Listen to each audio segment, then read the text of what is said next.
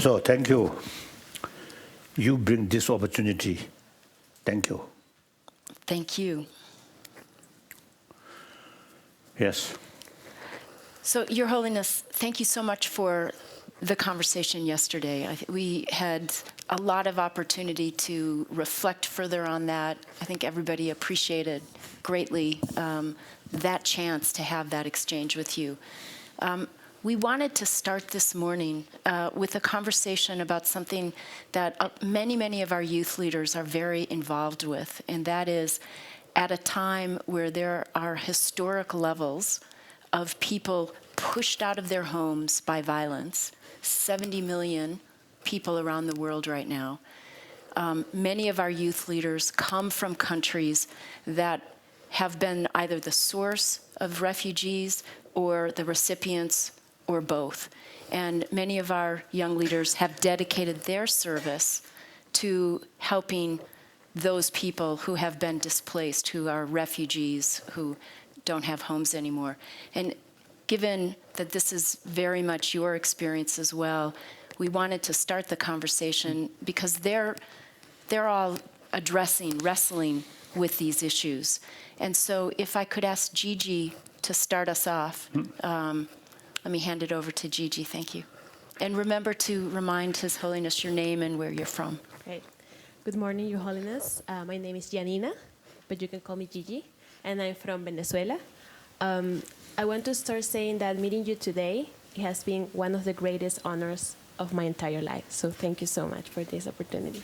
I want to share my story with you, and it's a story that starts with oppression. I used to wake up every day in the morning in Venezuela, not to go to meditate or go to school, just to go and trying to find food for my family. That's the time that you need to wake up if you want to go in a line of 8-10 hours just to find chicken or rice. Yes.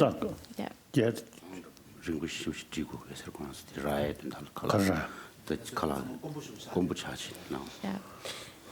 Add to that, then living with my family and having like a sick mom, you also need to go and trying to find medicines that they are now available for all. So this story and this kind of like oppression for the government to try to oppress our individual freedom, it brings inside of me a passion to fight for freedom of mind in my country. Unfortunately, I cannot do it inside Venezuela because it's extremely dangerous, so I have to go outside Venezuela to try to do something about it. So my question to you is, you mentioned yesterday that when you were 14, you lost your freedom. So my question is, at that moment when you lost your freedom, how do you keep your peace? It is possible to have peace without freedom? That's my question. Thank you. I think peace, different level. When the communist invasion come and control,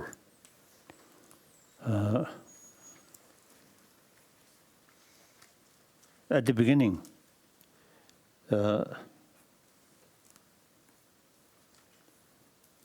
not that much sort of tight control. Then 1954, I went to Peking to participate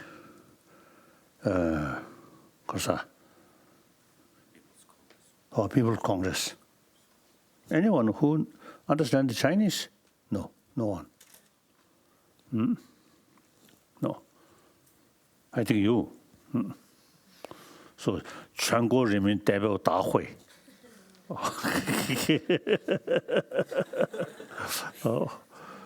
See, then that is 1954.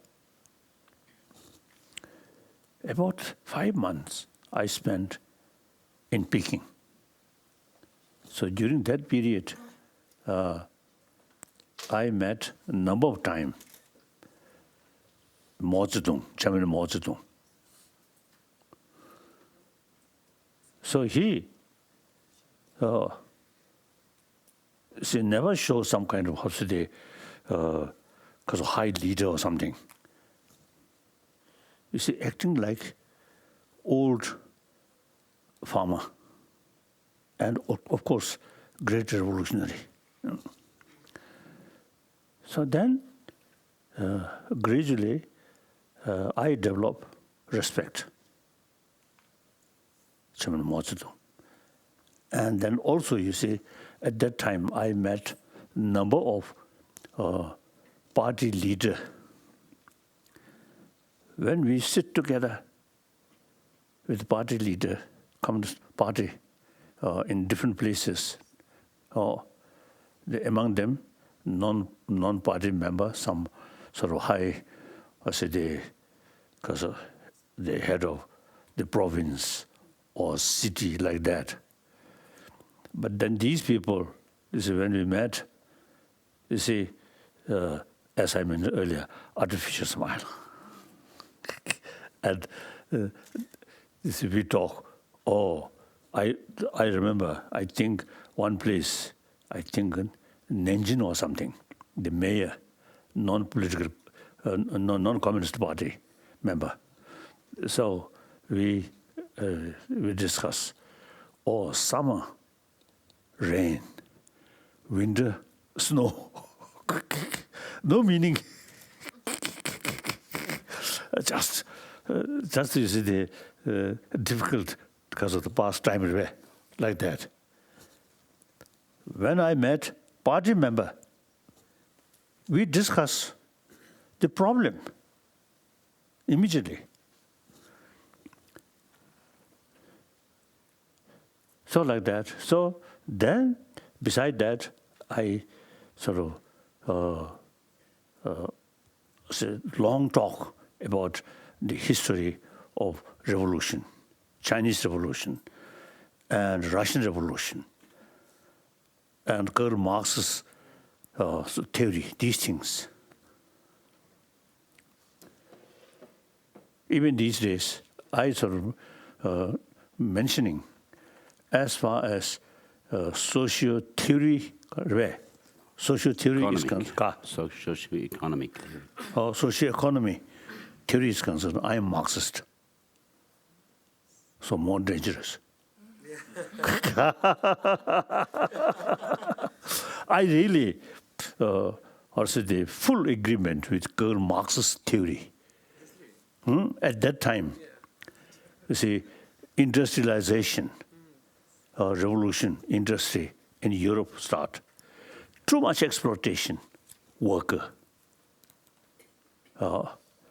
So Karl Marx stand the right for worker. 劳动人民. So the worker majority, less privileged, too much exploitation. So I think he's also the very, very reason to stand up for exploited people, less privileged people. I think wonderful. Then his economy theory, equal distribution. So the socialism come from that. I really admire. So I consider, as far as socio-economic theory is concerned, I'm Marxist. Then, unfortunately, Lenin come, Bolshevik revolution, and the First World War, and then Russia, very, very serious civil war.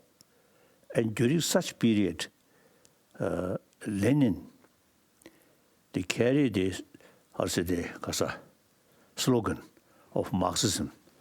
But reality, his mind, very much wartime mentality. So therefore, you see, Lenin, I feel Lenin spoiled the Karl Marx's genuine sort of theory. See, he, wartime, suppression, secrecy, distrust. It's something relevant, wartime.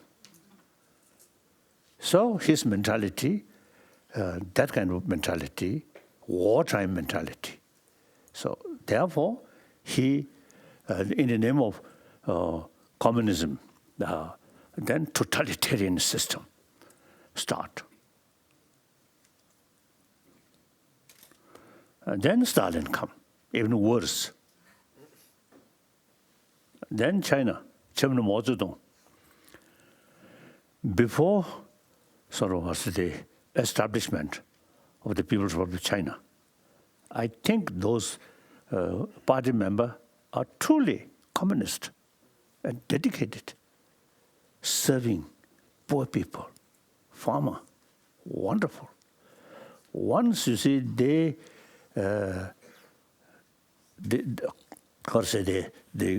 People's Republic of China established, then these party members, including Chairman Mao Zedong himself, got power. Then I think they consider power is more important than this pure ideology, I feel. Then it's very clear, the Kazakh or Kazakh revolution, very clear. Use the nice word, but actually only their power. And Liu Shaoqi start more realistic way. But then, Chairman Mao Zedong, you see, they topple him. Then like Pan Duhai, defense minister, I know him, I met him few occasions. Seems to be very honest, very truthful. But he also, you see, dismiss. Then Lin Biao, Chairman Mao's, because personal, handpicked way. Handpicked. Handpicked. Handpicked. Oh. But then, eventually, you see, he escaped from China to Russia, Soviet Union. Then China sent some military jet and shoot. So then, like Liu Shaoqi and Pan Duhai and many other, I know these more sort of frank, straightforward and frank, and then you see honest. Most of these people dismiss. Zhou Enlai survived. Zhou Enlai, when we met, too much artificial smile. And then his eye, very smart. Very clever, very cunning. He survived. Liu Shaoqi not like that. Straightforward, honest, dismiss. So there's a clear indication. The leader, Chairman Mao Zedong, then I think only think power. I think much they are sort of the original Marxist sort of theory, then not implemented. So in any way, these are not relevant here.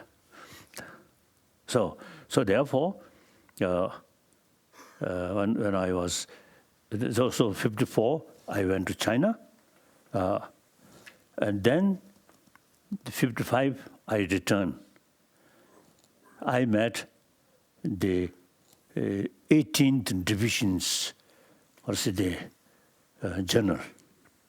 His name, Tang Guoha.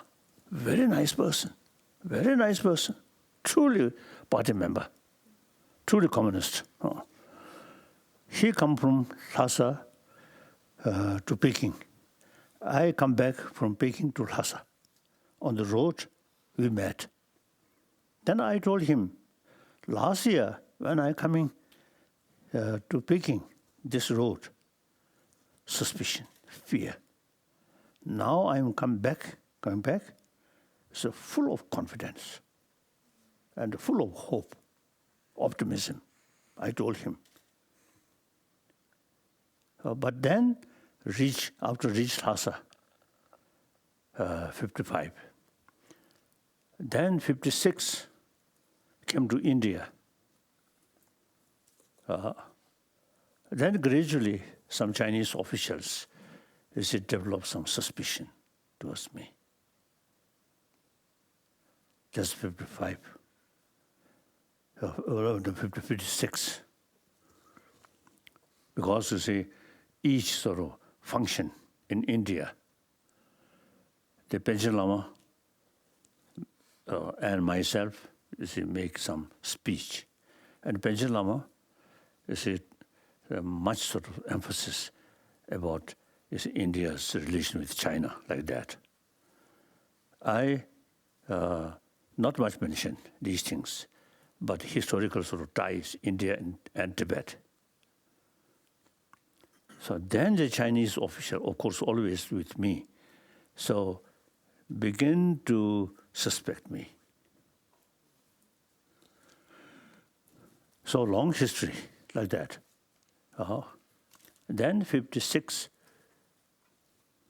reform started in eastern part of Tibet. According their own way of reform. In China proper, the landlord, ruthless, no mercy, no compassion. So the people is very much against. But in Tibet case, landlord and the people, of course, the feudal system, but there is this sort of feeling of compassion. The landlord also, you see, taking care about the labor like that, or slave like that. So one clear sort of indication during class struggle, I think 56, and no, mainly I think 59, after 59, class struggle take place. Then the slave, laborer, you see, they bring information to their landlord. Now, tomorrow, you get some a class struggle. Then some of them, you see, escape. Eventually reach India. The slave, so-called slave, is very much sympathetic towards their landlord. That kind of situation. So when Chinese communists, you see, start reform with that kind of expectation, once reform start, the slave or farmer may revolt. That did not happen. And instead, you see, the people feel very uncomfortable. Then revolt started. Firstly, in eastern part of Tibet. That was 1956. Then, 57, northeast Tibet, Amdo area. Then, quite a number of people come from this area to Lhasa. And we got sort of serious information, what they happen in their own place. Then the large number of people from this area come to Lhasa. Then eventually, you see, there are cases, some sort of kasoda. Execution. Against. No. Or protest. So that led 1959 10th March crisis. At that time, the Chinese military authority, they they sent me invitation to visit their own military headquarters. They say some troops somewhere. Troop artists. Some artists used to reach there. So they want me to participate there. So I decided go there. 10th March, actually. Then you see people in Lhasa, very much suspicion. Because 1957, 56, 58, in Amdo area, as well as Kham area, you see many high lamas or leaders, you see with the invitation, when they reach there, arrest. So because of that, you see people of Lhasa very much sort of upset when they heard Dalai Lama go to Chinese military headquarters. So then several thousand people from Lhasa area come. And then they demonstrate. They will not allow Dalai Lama go there. It's very dangerous. Then, after 10th March, I think I mentioned it yesterday also, not mentioned. No? Then, you see 10th March, there are a lot of people come at the summer palace. All doors, the Tibetan remain there. You see, any person come and go, they always check like that. Great suspicion. Then I try, to cool down the situation. One side, Tibetan side. I asked them, no need, large number of people stationed here, no need. Some representative can remain Nobulinga or my place. But they won't listen. They determined, full suspicion, like that. And then, other side, I wrote Chinese journal. So try to keep cool, try to cool down situation. I think the 3 letters I sent to Chinese authority. Then one message through one Tibetan high official. So the message mentioned where a Nobulinga, which place you live, should make mark. Then they will not harm that place. So now either way, once they know the very area where I live, once they know that protect or target, isn't it? So that around, I think, 10th, about 16th March.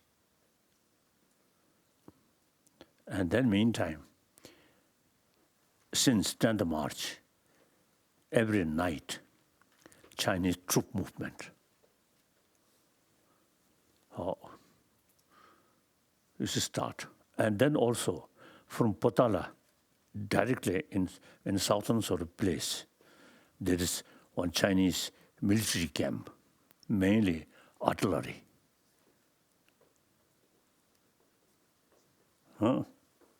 This is principal of the government college.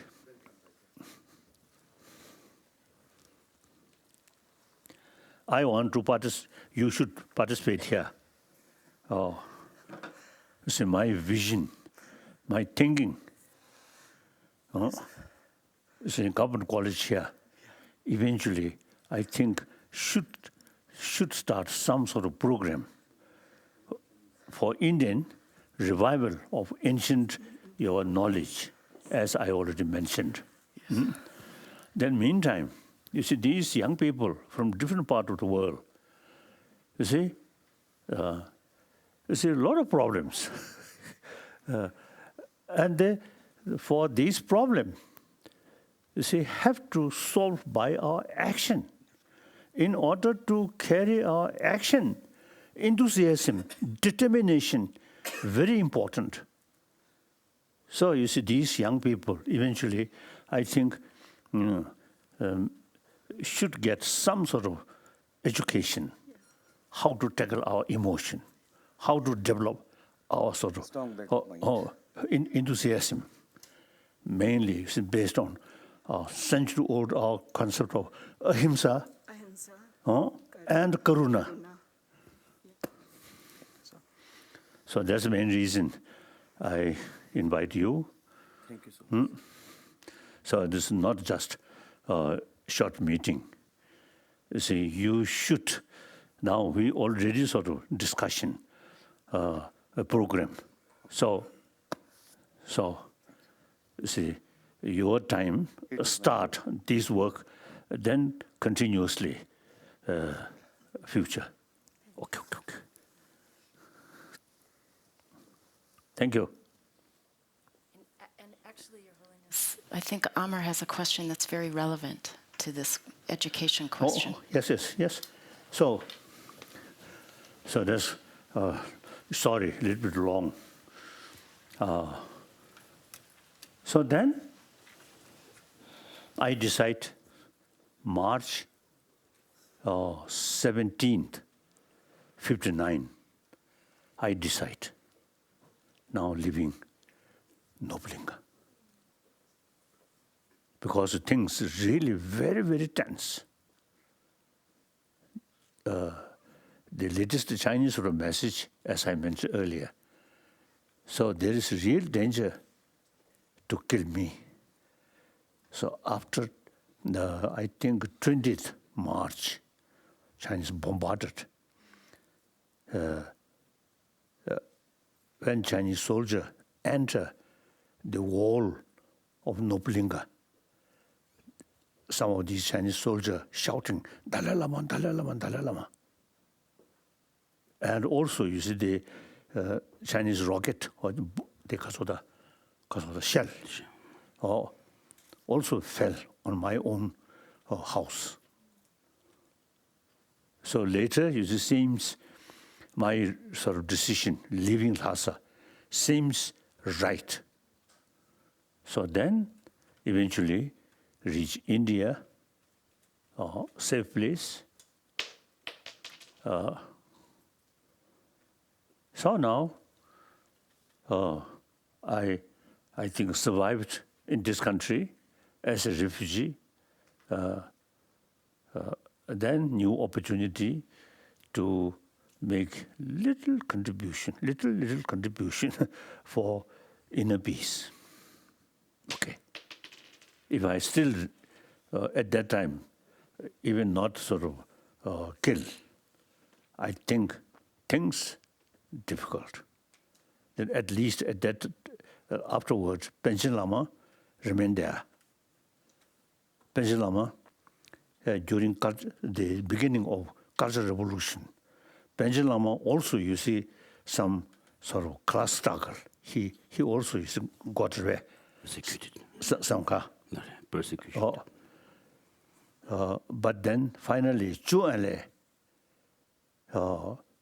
mentioned Panchen Lama because must protect. I think because we are here, Dalai Lama here, so they felt Panchen Lama something important. So should not disappear, Panchen Lama. So I feel because we are escaped, so Panchen Lama also survived, I feel. If we both in their hand, nobody knows what kind of things happen like that. So in any way, when I look back,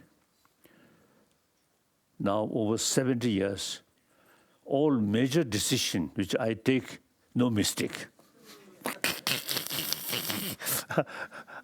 I think, and then also, you see, one my habit is when some serious sort of decision, things happen. Firstly, I myself will think seriously. Then I ask some officials, high officials. Then my friend, including sweeper, I ask, now that's the situation, what to do?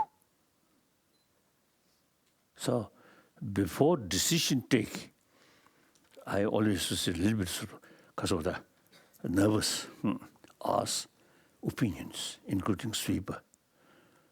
Then, when finalized, then no matter what consequences, now we have to go that way.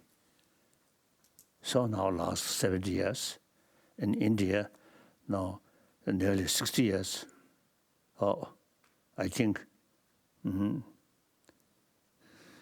if you try to find mistake, I think you may not find mistake. I think over 70 years, 60 years here, refugee, 10 years with Chinese, I think, of course, not only is myself, but many trusted people. So, under most difficult circumstances, you see, we survived. Not only survived, but you see, we carry, you see, also a certain sort of activities, long run, to humanity and Asian countries. And then, of course, China, very important. I always telling, some Chinese, very ruthless, very bad. But Chinese people as a whole, is cultured people, hardworking. So through centuries, we have very close connection. So we have to think positive side also. The negative side is to criticize or try to face. You see, there are sort of lies on these things. At the same time, not because of the not let anger, no good. Some young Tibetan, you see, criticize me. You see, they want independence Tibet, China go away, China go away. Do say Quit Tibet. China go Quit Tibet. go out, like that. One Indian, our friend, he always, you see, mentioned independence of Tibet. After you see, my announcement, our decision not seeking independence, see, he then after that announcement, when I met him, his face very sad. Now you are no longer fight for independence of Tibet. So his nickname, we describe his nickname. We keep the nickname now. So we called him Rangzhen, which means independence. Like that. So some of our supporters also say the disagreement about our stand. But then more knowledgeable people, including Pandit Nehru, our stand, more realistic. Any sort of effort, unrealistic, eventually you get disaster. No matter how sincere motivation. I always telling Mr. Bush, President Bush, Iraq crisis, his motivation, I think very good, to bring democracy in Iraq.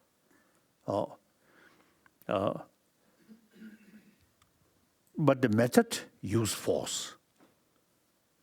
So eventually that become more complicated.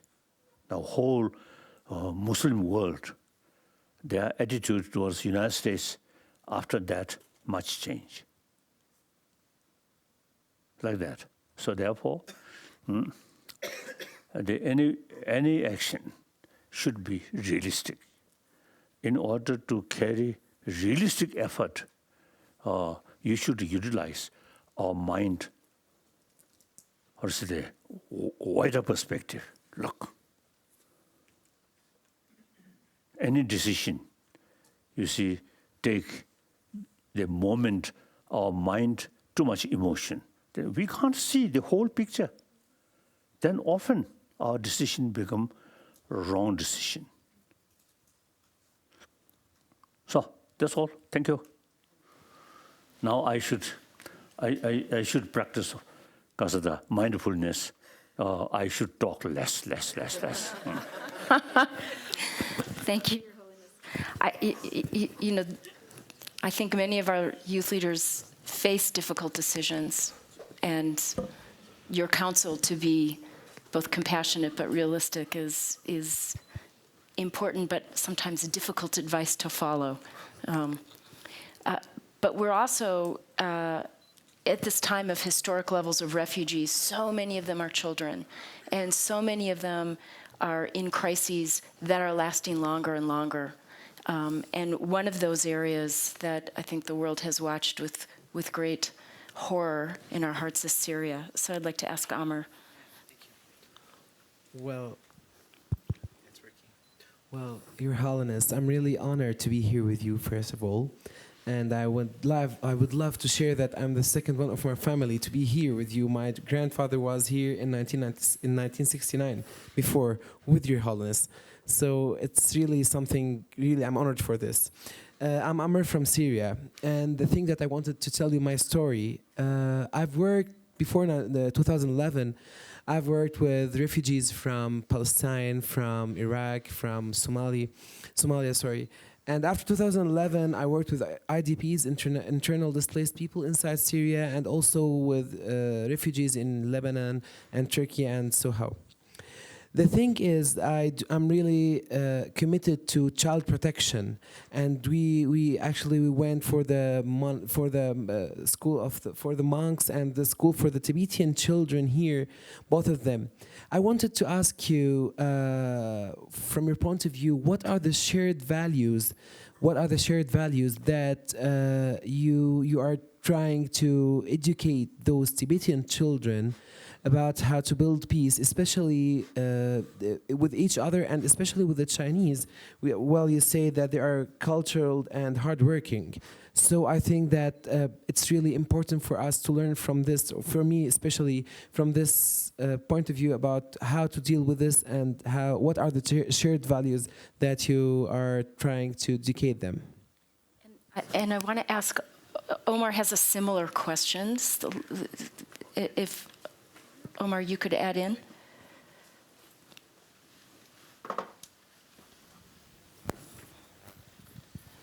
Okay, hello. I would like to say that I am delighted to be here with Your Holiness. My story started in 2011, in the beginning of our revolution. As a young Libyan man found himself into a huge circle of conflict on many aspects, on political level, economical level, and social level. While my story has just begun in 2011, the issues that I am fighting for started since 100 years ago, when Arabs colonized my country. Since that time, we are... yes. Oh, yes. Yes, we are, as the Amazigh ethnicity, we face a lot of discrimination and a lot of exclusion. And these days we are fighting about our basic rights, linguistic rights and cultural rights. So my question would be, regarding to your experience, what kind of measures have you taken here in Tibet to ensure the protection of your cultural rights, linguistic rights, and the identity of your land? Thank you. So both what is universal and then what is distinct to protect in the culture. The very purpose we escape from Tibet and settled this country. Mainly preservation of our culture. In that aspect, Tibetan language, very important. So the Pandit Nehru, Jawaharlal Nehru,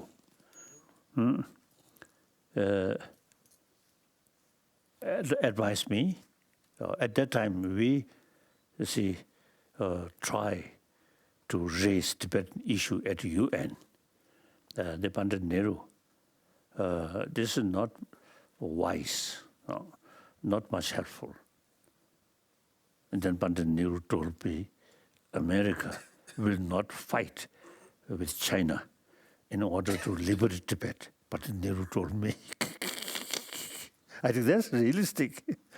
So in any way, the Pandit Nehru used to told me, the proper way to keep Tibetan issue alive is educate young Tibetan here in India. So then since we have our own language script, so therefore I asked Pandit Nehru, we need separate Tibetan school where we can learn, we can teach Tibetan language or these things. So Pandit Nehru immediately fully support.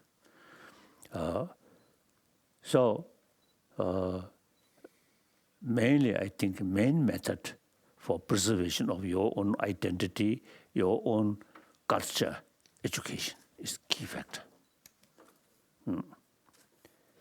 So the way to preserve, as I mentioned earlier, should be realistic. In order to carry realistic effort, education, full of knowledge and knows the circumstances, not only your own area, but global level. Otherwise, you just think your own area, and then sometimes you may develop frustration, anger, then sometimes violence. So that because of the self-destruction. Not good. Look Xinjiang now. Uyghur autonomy in China. They're quite tough. So result, more suppression. Difficult. So we Tibetan, quite clever, not follow that way. So you see still, I think compare Uyghur people in Tibet area, much softer. Uyghur. Or just the last 2 days, BBC is mentioning the labor camp. Now, big labor camp, so-called re-education or something.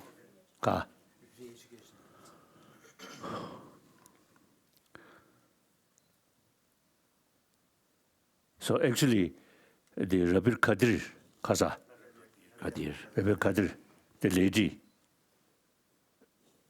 when I first met in, I think, America, she really determined.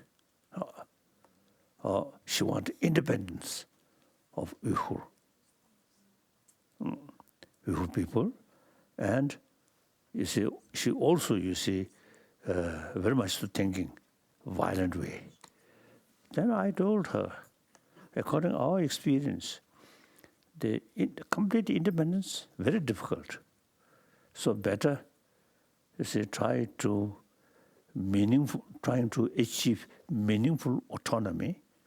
Already there, Uyghur autonomous region, Tibet autonomous region, Mongol autonomous region. So not independence or separation. Try to materialize all the right which mentioned in autonomy. Then the violent method is totally wrong. Should be more peaceful way.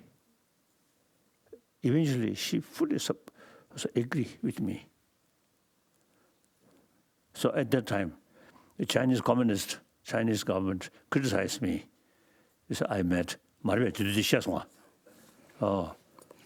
because of my meeting with Rabbi Kadir. So in reality, I helped them. would just note that the U.S. Institute of Peace has a whole line of research that shows historically nonviolent action is far more successful in the long run. Right. Supporting you, Huh? supporting your conviction. Thank you. That's realistic. And then our case is we only 6 million, 6 or 7 million. Han, China, over 1.3, correct. 3 billion. In any way, you see the more than 1,000 millions. So therefore, 1,000 million, correct. More than 1,000 million. Like that. Then,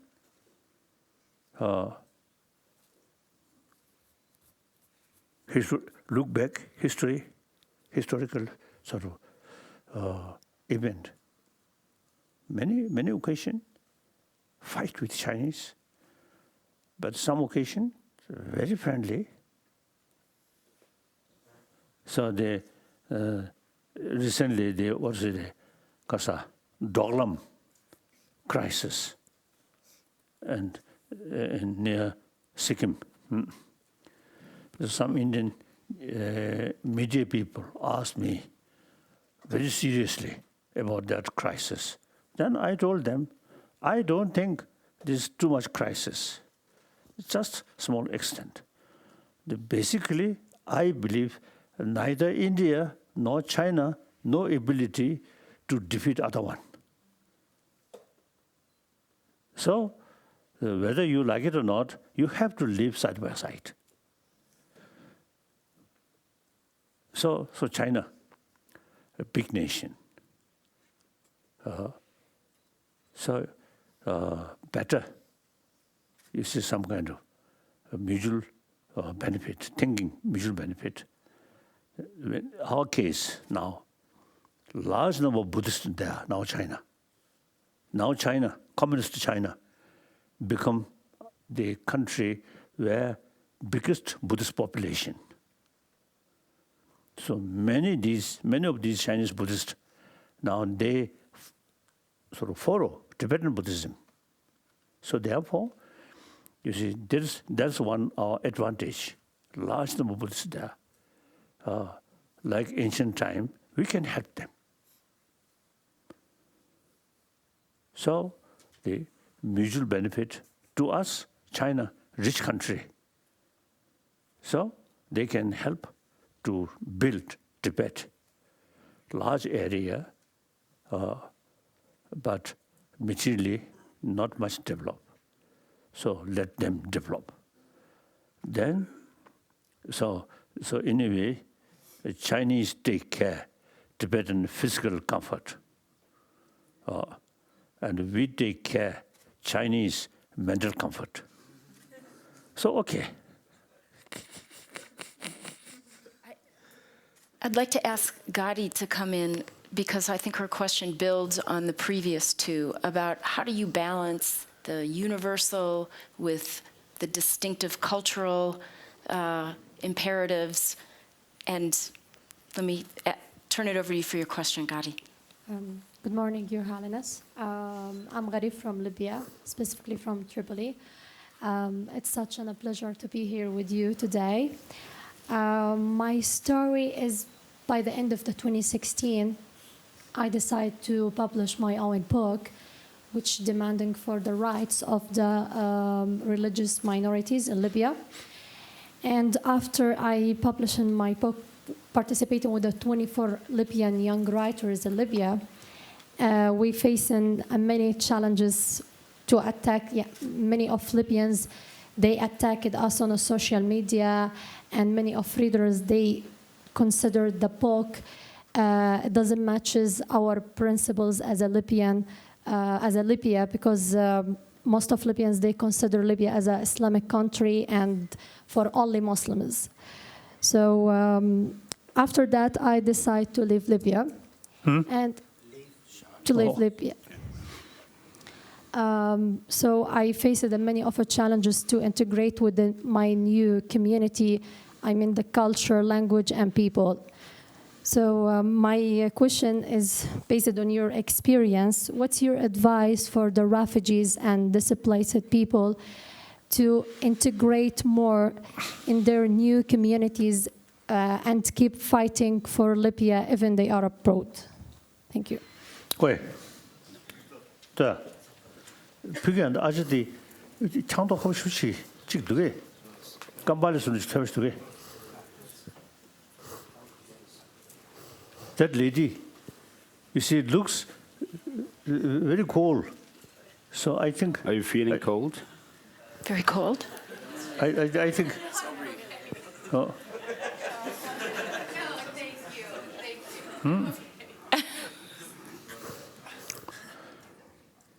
So this, as I mentioned earlier, difficult, really difficult. The only thing is we should keep our determination, and meantime should be realistic. Then I think overall sort of picture, the Muslim world, I respect Islam, really. Now next year, as I mentioned earlier, yesterday, I suggested the Indian Indian Muslim should take one cause a meeting, the All India Muslim Conference. So I really want to, create more positive image of Muslim. You see, mutual respect, and firstly, within Muslim, Shia and Sunni. So long, I think more hardliner thinking, narrow-minded, difficult, very difficult. So only thing is, firstly, now in this country, large number of Muslims there. Muslim Khazire. I think India population 1.3. 300 million. 300 millions Muslim in India. So now, as I mentioned yesterday, I think the biggest number Muslim, Indonesia. Then second, I think India, isn't it? So India, large number of Muslims there, but very peaceful, very peaceful. So now this sort of habit or this sort of tradition, I think should sort of show the other Muslim country where even Sunni and Shia some problems. So these through prayer, even pray to Allah, not solve this problem. I think the sort of only way is our action. In order to carry realistic action, we should combine wisdom here, human intelligence, and human determinations here. Combine these two things with vision, then we can, we can change, but take time. But in your case, both cases, it's difficult. In Yemen, I think yesterday I saw on television, one girl, almost kasata, ruko madamidu, ruko sultachi. She's almost looks like a skeleton. Due to lack of food and medication. Very sad, very sad. And similarly, in Syria, and some other places. You see these difficult, I say,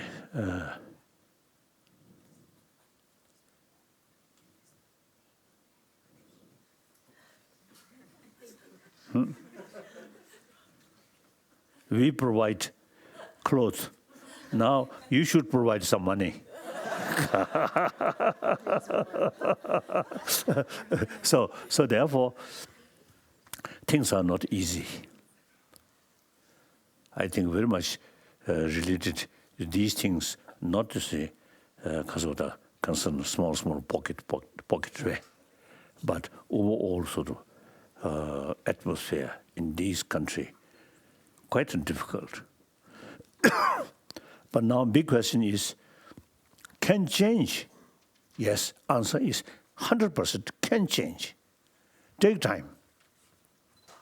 So more patience, more determination, and the vision or wisdom, and then try to cooperate your friends, in this case Muslims, some other country where more liberal thinking. That's India, and some Muslim in Malaysia, I feel. Yeah. Your Holiness, you mentioned the situation in Yemen, another country that has experienced that level of difficulty and driven out millions of people is South Sudan. And Syria. And Syria. But I'd like to ask Lupai to jump in with his comments. All right, thank you. My name is Lupai from South Sudan.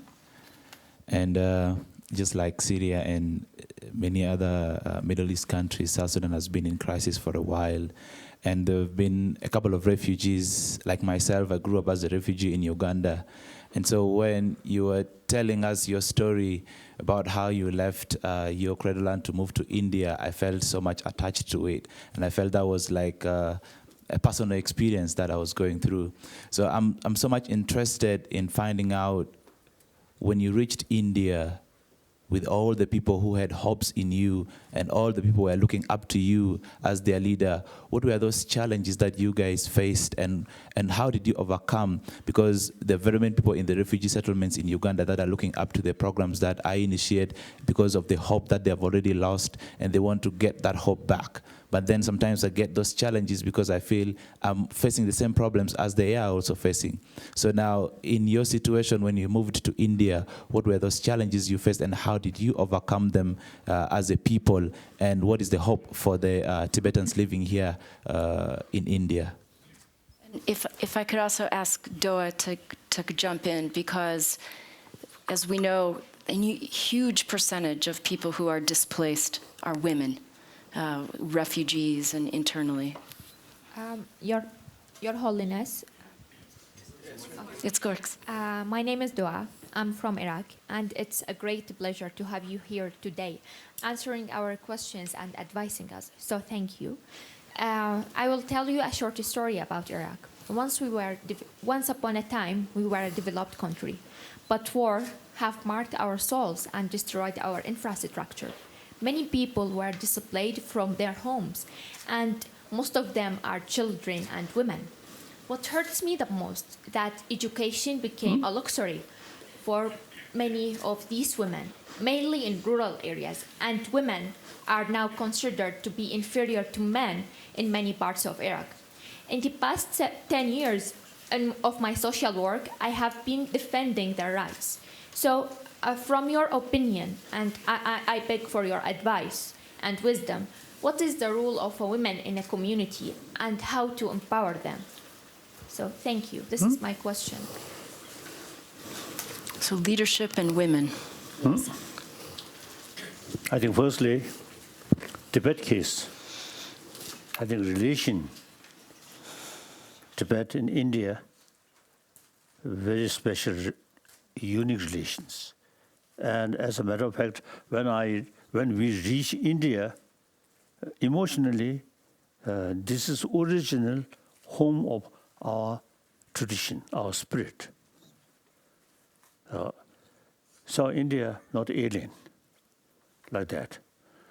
Then Tibetan people, according to some Chinese archaeologists,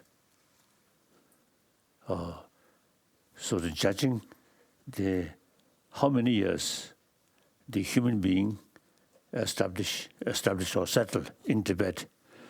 Now, because it's a lot, 35,000 years.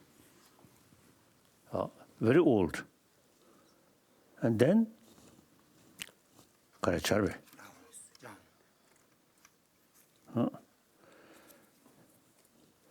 So and then we have our own sort of language, our own script. And in that script, you see, all ancient Indian knowledge. Now, I usually see expressing fortunate or unfortunate. Fortunately, you see, ancient Indian knowledge not available in India itself, but we kept all these ancient Indian knowledge.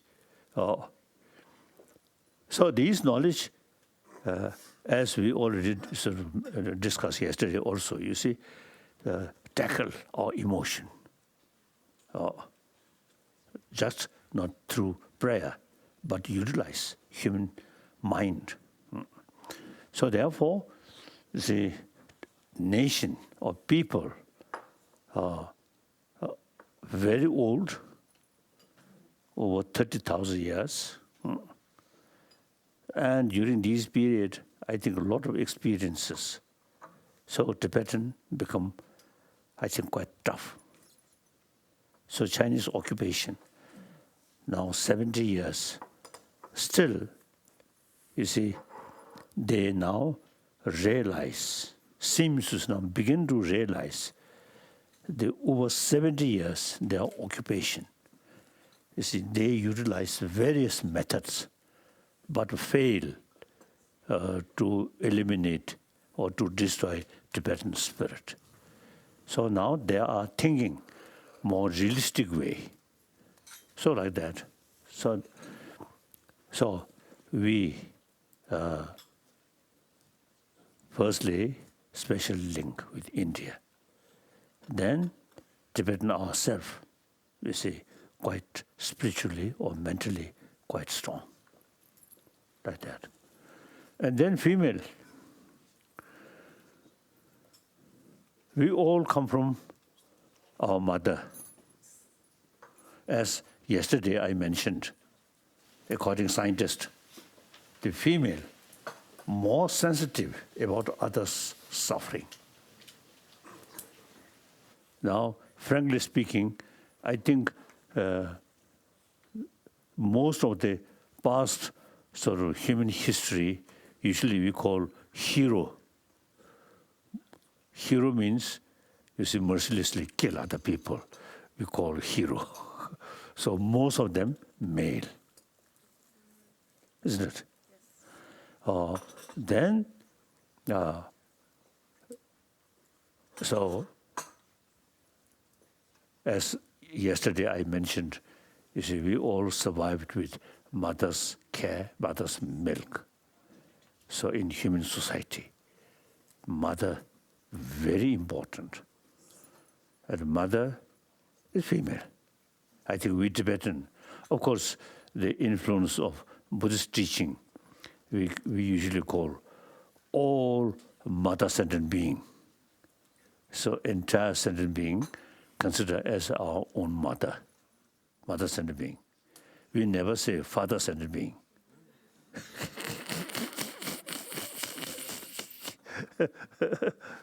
So therefore, the female are more compassionate. Therefore, now time come, the mere education not sufficient. We must pay more attention for promotion of human love, compassion. Since many years, I publicly sort of mentioning, now female should take more active role in education field regarding promotion of deeper human value. That's human compassion. So some occasion, some noble, like the former governor of governor, I think, the Ireland, Mary Robinson. You see, one occasion she also there. Then when she used to start to talk, then she described me as a feminist Dalai Lama. I always emphasize female is a more compassion biologically. So should take more active role. At the time, we need more effort for promotion of deeper human value. That's human love, human compassion. So that's my view. So that's why many years ago, in Kharsa, the French one news magazine. No, women's magazine. Women's magazine. Many is a women's magazine. I can't remember its name. Vanity. Right. Vanity Fair. Oh. So in Paris, so one women's magazine, and then I think most probably editor, one of the editor, we discuss, and she asked me, in future, female Dalai Lama can be possible? Then I respond, oh yes, certainly. If the circumstance, Tibetan tradition, as I mentioned yesterday, is a female highest spiritual leader, among them, some female there. So therefore, so I mentioned, you see, why not? If circumstances such, female Dalai Lama can be more useful. Well, then female Dalai Lama come. And then I add, if female Dalai Lama come, will be more attractive. Otherwise, you see, female Dalai Lama like that, then people not much pay attention, isn't it? So I mentioned that. Later, some Indian criticize that my expression.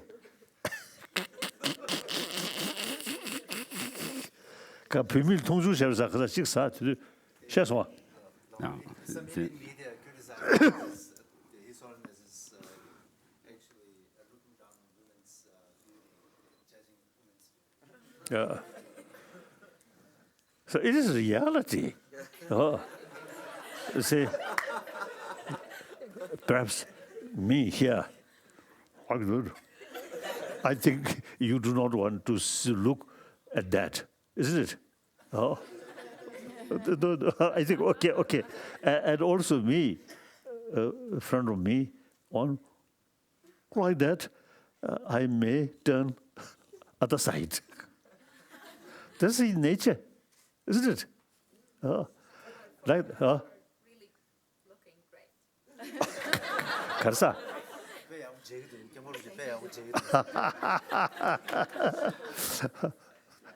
The other day, I think last year, of course, wherever I sort of stay, the Indian police always there, 24 hours. So each morning, before my breakfast, say, after my meditation, before breakfast, I usually say, come out my room and then walk, and then greetings to those Indian police. Then one occasion in Delhi, is some police, three police there. So then firstly I greeting. Then I ask them, what do you think my age? Then they say, oh, about 70, like that. Then I told, oh, now my age, then I think 82, I mentioned. Then they say, oh, looks very young, they say. Then you see, show them my teeth. Look, teeth. Very good teeth. Then see my lips quite red.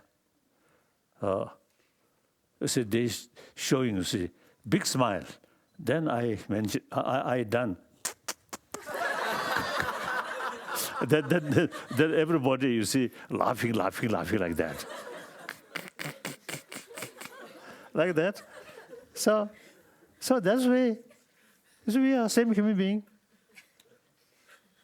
So you see, because jokes or teasing like that, then no barrier, no longer any barrier.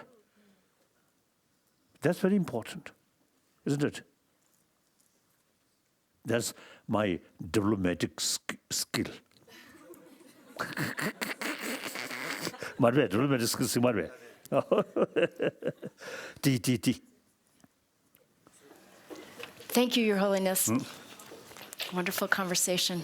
Okay. Thank you.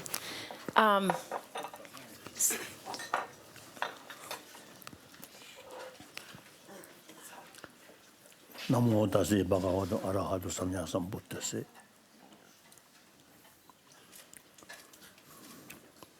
As Buddhist? No, I'm Muslim, but I am from Burma. Muslim? Yes. Oh, Burma. Oh. This sad situation in Burma. One time, the first this event happened, I was in Washington. The Time magazine, one cover story, one Buddhist monk, picture, one Buddhist monk, described Buddhist terrorist. I feel very uncomfortable. So they are acting like terrorists, but still carry the name Buddhist. So my Muslim friends say, any sort of person who come from Muslim community, as soon as committed terrorism, then reality no longer Muslim. Wonderful. Similarly, one person from Buddhist family, once is touch involved terrorist act, no longer Buddhist. So same. Thank you.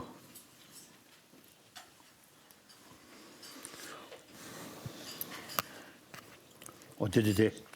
Your Holiness, we at tea we were talking about quantum physics, and at tea we were talking about quantum physics, and one of the things that has been made possible by quantum physics is technology. And so I want to ask Sebastian if he'd like to bring us into that realm. Good morning. Oh, sound not working. Sound. Oh, yes. Good morning, Your Holiness and everyone. It's an honor for me to be here. I describe myself as a young leader who has decided to dedicate his life to fight against human trafficking and organized crime in order to contribute to build a more peaceful and just Colombia. I am from Colombia. As everyone knows, human trafficking is a serious crime and a grave human violation of human rights. Actually, yesterday, many of my friends talk about sexual exploitation, forced labor, forced recruitment in their own countries. So we are talking about a global issue. What I do in Colombia with my colleagues is prevent human trafficking in young population by the design, development, and implementation of innovative tools, methodologies, and technologies that help us to face the challenges that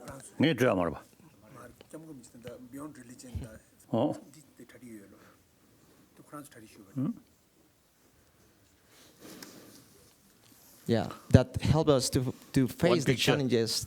I would like to show you.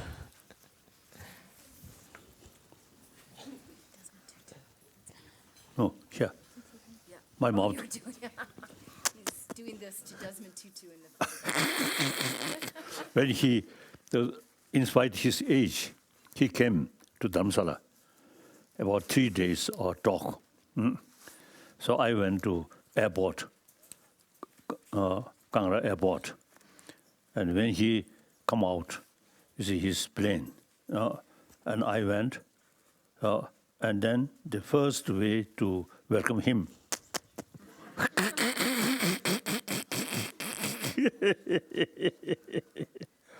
Yes. Okay, as I was saying, I has decided to dedicate my life to fight against human trafficking. And what we do in Colombia is, with my colleagues in my organization, is design, develop, and implement innovative methodologies, tools, and technologies that help us to prevent the crime in young population. We go to schools, universities, companies in order to raise awareness about this crime. And a couple of months ago, in partnership with the United Nations Office on Drugs and Crime and IBM, we created, together with the UNODC, the United Nations Office on Drugs and Crime, and IBM, the technology enterprise, we create the first hackathon. A hackathon is a kind of technological competition, the first one in Colombia on human trafficking, in order to develop technologies that help us to increase the scope and positive impact of our prevention, investigation, and identification work of victims of human trafficking. So what I would like to ask you, Your Holiness, is which do you think is the role that technology should play in the fight against human trafficking, organized crime, and the promotion of human rights? I'd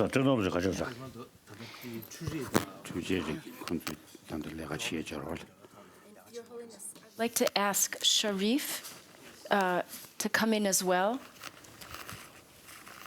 because there's another, not just organized crime, but other groups also use technologies. Yes. Sometimes. Thank you, Nancy. Your Holiness, thank you very much for your time. It's really a great honor to be here. I'm Sharif from Afghanistan. I'm coming from a country that more than half of our population are youth, but these youth are so much vulnerable to extremism. When I had 8 years, we moved because of extremism, violence, and discrimination from the north of Afghanistan to Kabul.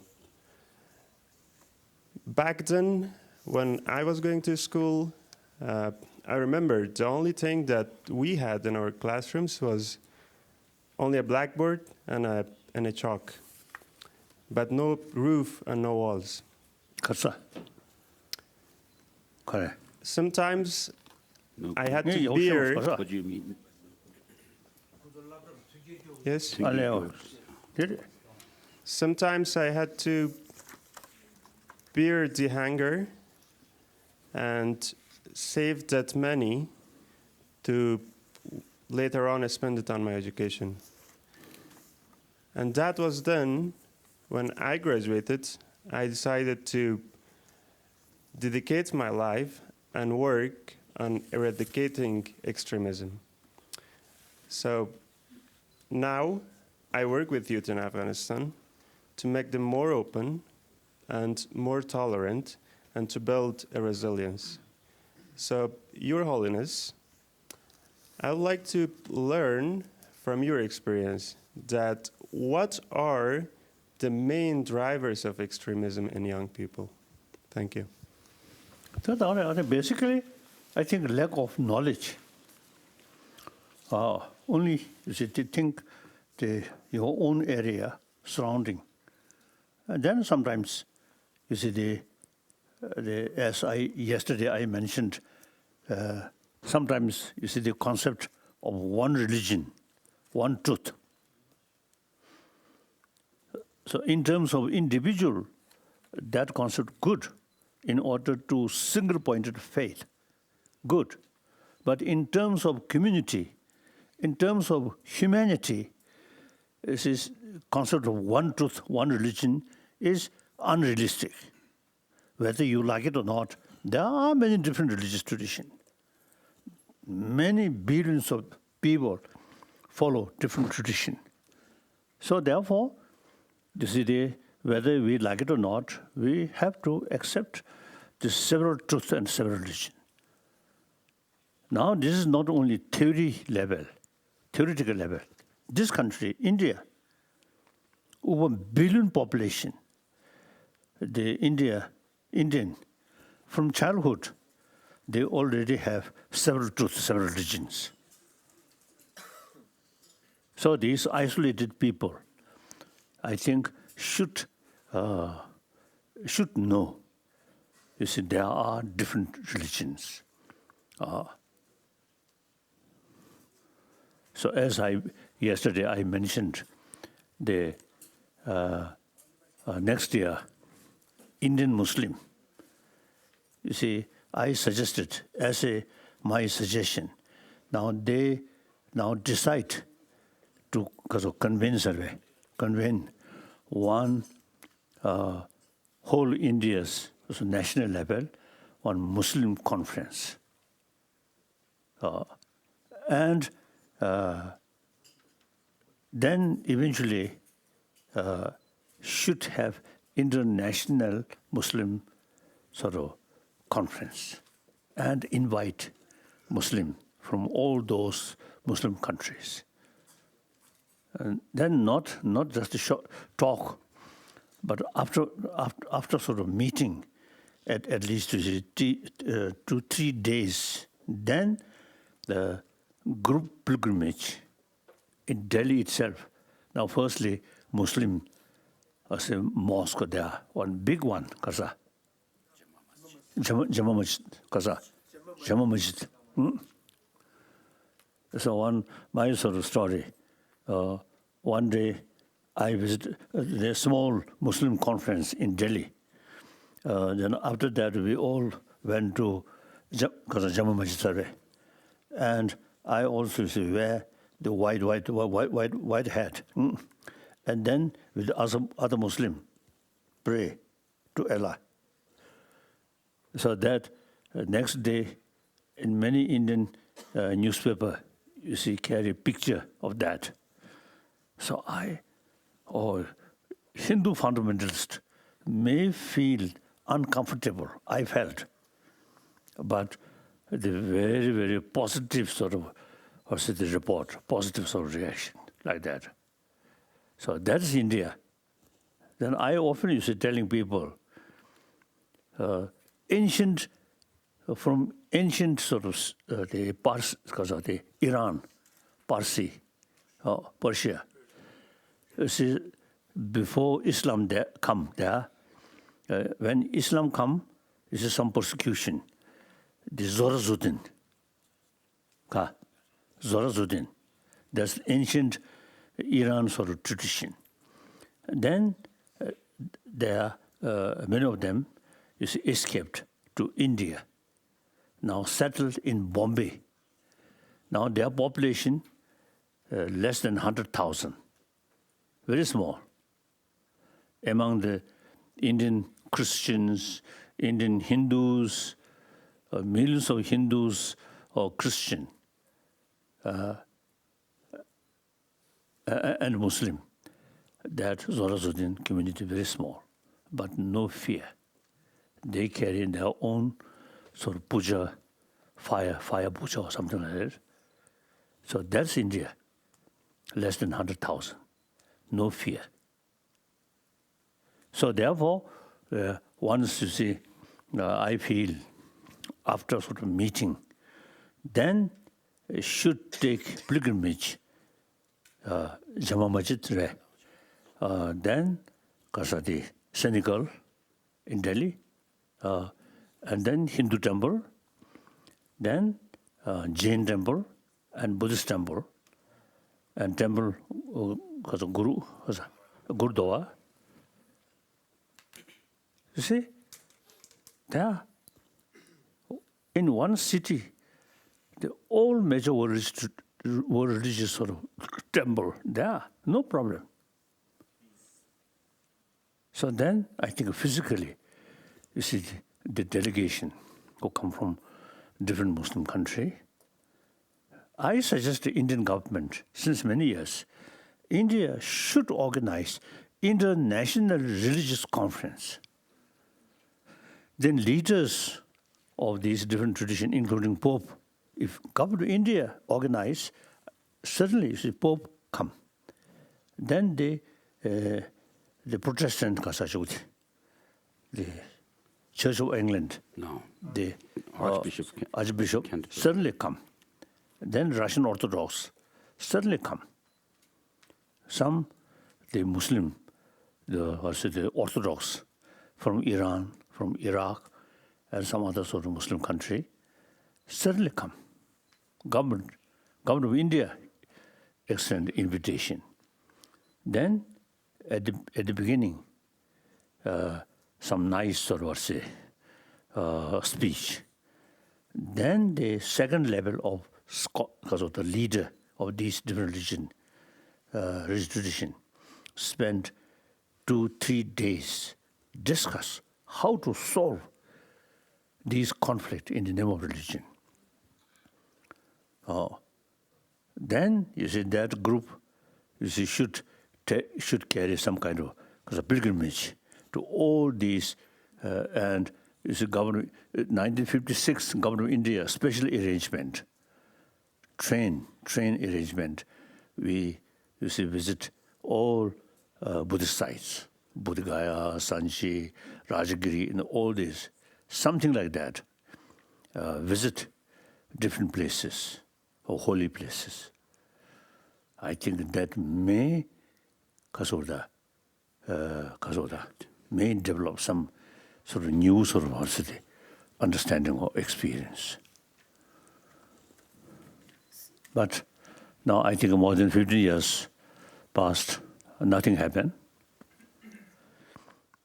So information really makes differences. So now we must utilize fully technology and some television, a center, or just radio. That's important. Educate about the world, about Asia, then about your Colombia. So I think that's useful way. Use technology. Myself, as I mentioned yesterday, about ecology. When I first came to India, no idea. Then, you see, from information, then I developed the concern of ecology. So this, you see, meeting with ecologists. Then, you see, I really felt, it is so important, like that. So technology, information. If there is freedom, then newspaper. Some critical article about some of these events in your country. And then meantime, your country, one part of the world at large, you see the people really emphasize equal. Every individual have their right. So some kind of slave, these outdated. I think information, utilize information, more kasota, maximum way, I feel. Then education.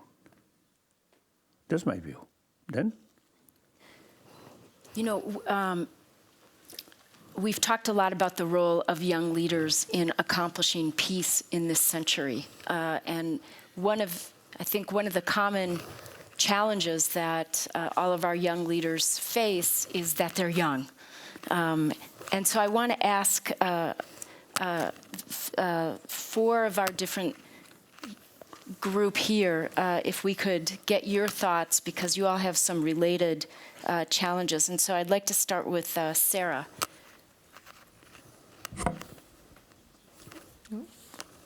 Thank you, Your Holiness, for hosting us. You are most generous.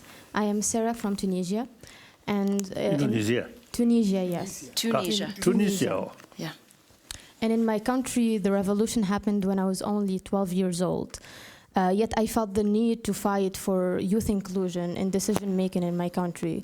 And I, like a lot of youth leaders here, had to work closely with authorities, which very often, unlike you, underestimate us and belittle us. Your Holiness led your people at only 15 years old and successfully did so. So I would like to ask, how can we gain the trust of our people despite our age? And then, yeah.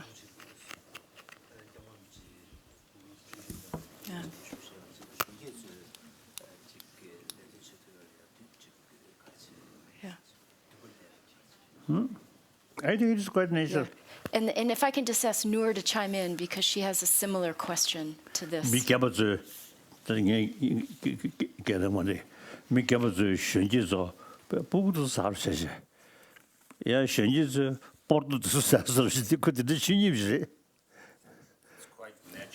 In the world, when we live in communities, that these kind of things happen. Like you said, the elders, the authorities, and so forth look down upon you as children. Usually, we have this sort of habit, childish. At the children's side, younger generation, look, old people, useless.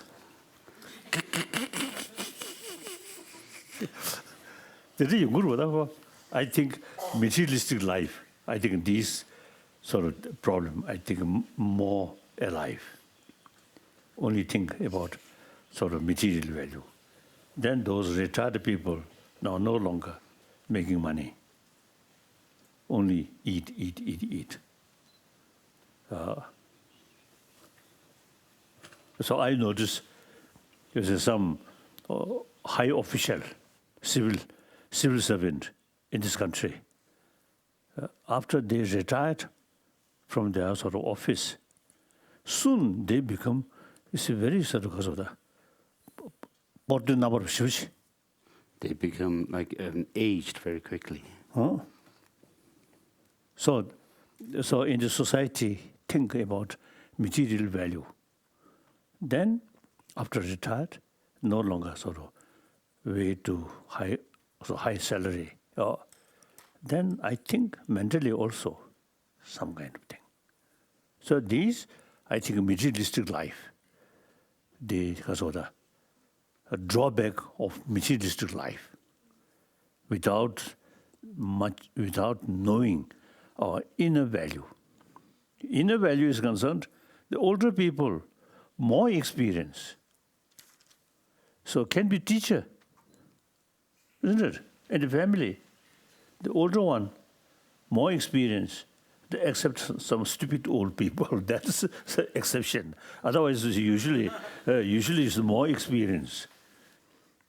Younger people is full of enthusiasm, but often their thinking is unrealistic.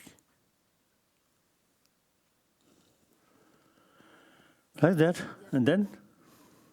So let me ask Noor to chime in, because I think her question is very related to the points that you're making.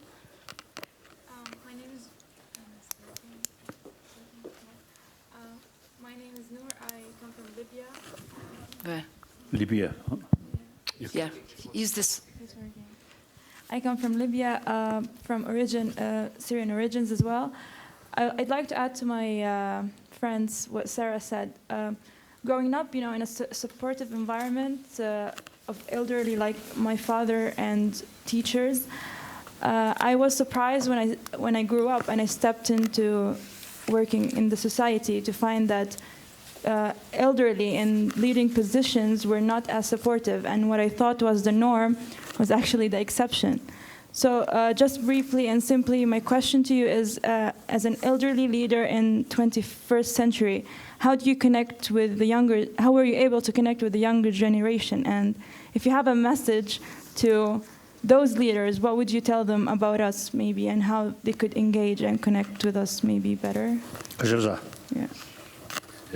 저의 뭐라 전주 살롱 집에 거는 나를 다시 봐봤다 사람이 개비오다 간지되는 야구시 우유 삼성 아니 살롱 지인데 다시 지도나 내가 지도 좀 볼다 가서 권해 의견다 대주님도 가서 내가 지도 좀 볼라 아니 난 당연히 시제민도스 인샤샤 시에드 레민도 배 거기에만 부서도서 디찬에 다시 그래서 내 슌게디 솔로 겨울치기 다시 컨데스니 직접 대화나야 돼.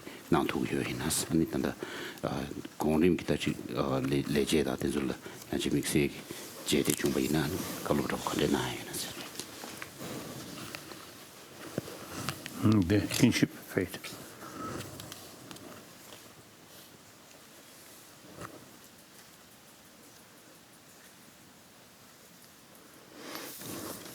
I think all these, I think a lack of moral principle. Just thinking, if I deal this person, what I get benefit, and mainly in the material field. Then old people are no longer productive. So the younger people feel useless. Now, like Japan, I think number of elder people now much increasing. So some problems there. But if you have some moral principle, then of course the older people, it's really worthwhile to respect.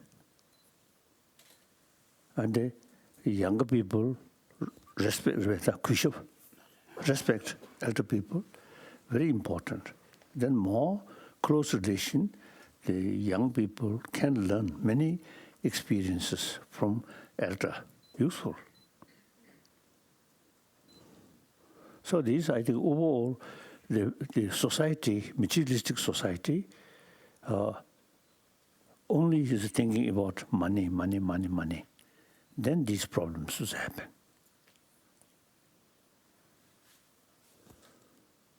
So, I think overall, I think today's world, I think moral principle standard, I think low. Because of our education. Our existing education, as I mentioned, often I mentioned materialistic oriented. Then religious side, the influence of religious thing, less and less, less.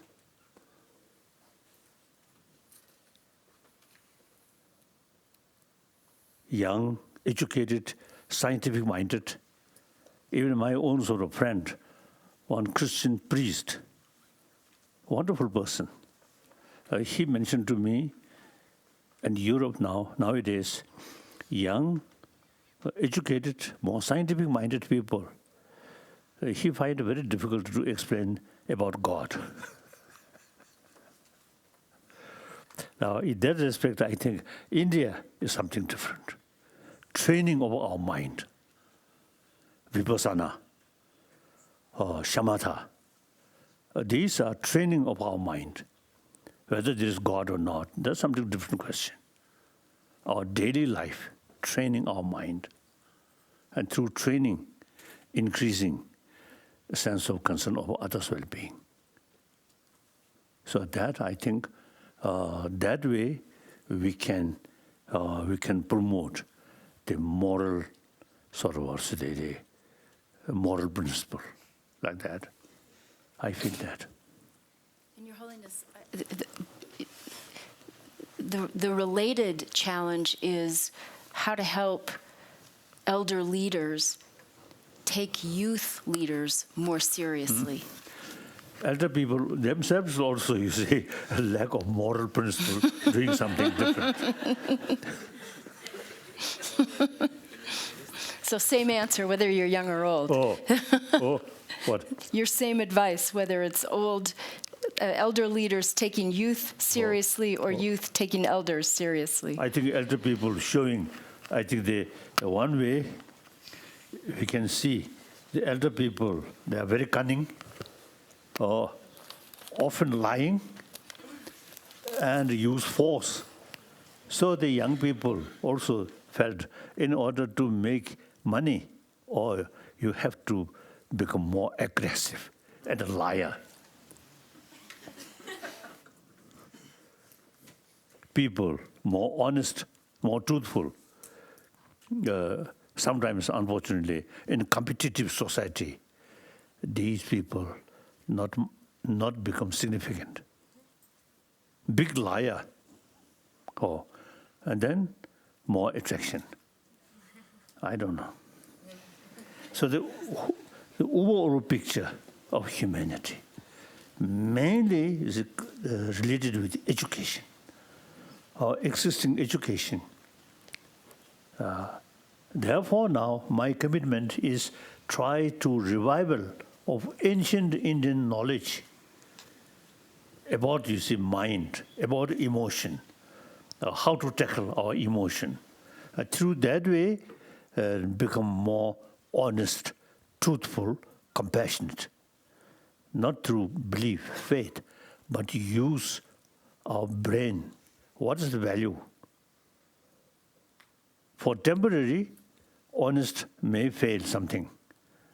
Too much big liar, aggressive, more successful. Long run, harmful. Isn't it? So I think ancient Indian tradition about our mind, that I think very useful, very relevant to today's world. So India itself, the modern education introduced by Britisher, so materialistic oriented, isn't it? So now time come, revival of ancient Indian knowledge, combine ancient Indian knowledge dealing with mind, emotion, then modern education, you see, dealing with material development. So combine these two things. Isn't it? So I totally dedicated, and you see, college here, now they fully sort of support, they agree my view. So we already, you see, start some program. We're working on that project. Yeah. It's on the final stage now, working on that project. Right, right. So very good. So I have just a mouth, no hand. Oh, talk. So these people with hand. So with their help, this is some of my idea now eventually can materialize. Isn't it? Like that. So, Your Holiness, I'd like to bring in a couple of our youth leaders to talk about some of the other challenges facing them as young leaders in their societies. So, Waberi, do you want to go next? Thank you very much. My name is Waberi, and I'm from Somalia. And I want to start my talk with saying, I'm Waberi from Somalia, and I want to say thank you very much for your wisdom and generosity of your time. And actually, you have inspired us a lot. And my story starts right after my graduation in 2014 from high school, when most of my classmates immigrated from our country to a deadly journey to Europe through the Mediterranean Sea, where most of them died. Not because they're hopeless, not because they're unskilled, not because they don't have the opportunity to build the dream that they have in their mind, but the system and the culture is discouraging and doesn't give them the opportunity to grow in terms of career and in terms of experience. So beginning from your experience, how youth can remain empowered and challenging when the culture and the political system is discouraging them, because there is this notion in my country that youth are always the future leaders, and tomorrow is always the future. So how can I be, as a young man, the leader of today, not tomorrow? Yeah. Let me,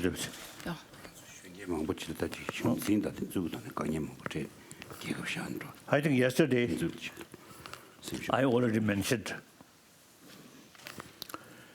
today's also the situation or way of life, way of thinking due to our education system. So a lot of problems there. If this continue, I think more problem. The poor people, more suffering. Without justice, then always suffer. So India also now, the poorer section of people, difficult. And then on top of that, the one backward drawback in the caste system. And then, so everywhere, I think people without money, without power, always suffer. And then the global level, fighting, killing. Of course, I respect the American president elected by the people. Wonderful. But now he withdraw from, he start nuclear arsenal. Nuclear, the nuclear sort of weapon or something. So these, I think, not good sign. On the other hand, the Russia also, you see, unpredictable. And China also now putting more emphasis about weapon, these things. So global level, unstable. Then individual country, also is a lot of corruption, a lot of problem. The Saudi Arabia sort of this news sort of recent event, very sad, very sad. So religious leaders, also a lot of corruption. So the great thing is the Kasachuti,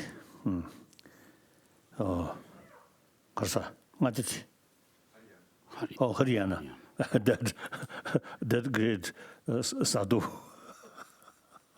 now in prison, isn't it? I think that also, I think, is good sign, rule of law.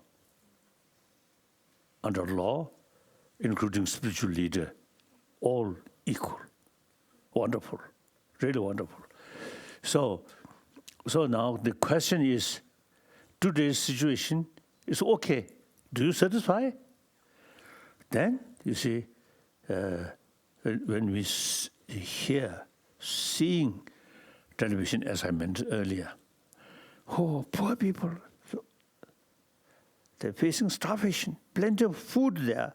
Still, you see, yet some people are dying.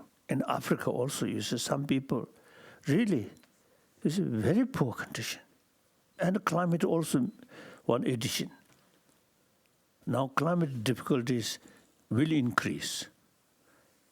So now we human, we should carry the sense of brotherhood, sisterhood, then work together. So therefore, we have to think different way. Some change existing our sort of situation. Otherwise, you see, things become worse and worse. So now, at this moment, there is opportunity, some change. So we should determine and make effort without much expectation. As I mentioned yesterday, I'm not expecting some positive change within my lifetime. I'm not expecting. My life, I think next 10, 20 years, I think we'll carry this way. So not much problem with the name of Dalai Lama and my smile. So a lot of friends there. So next 10, 20 years, I can manage this way. But I am part of the humanity.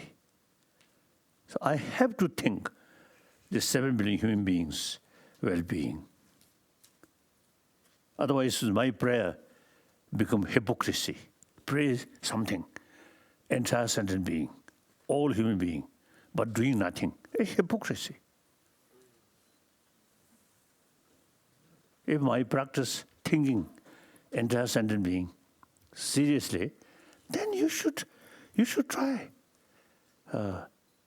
as much as possible to make some contribution, better world.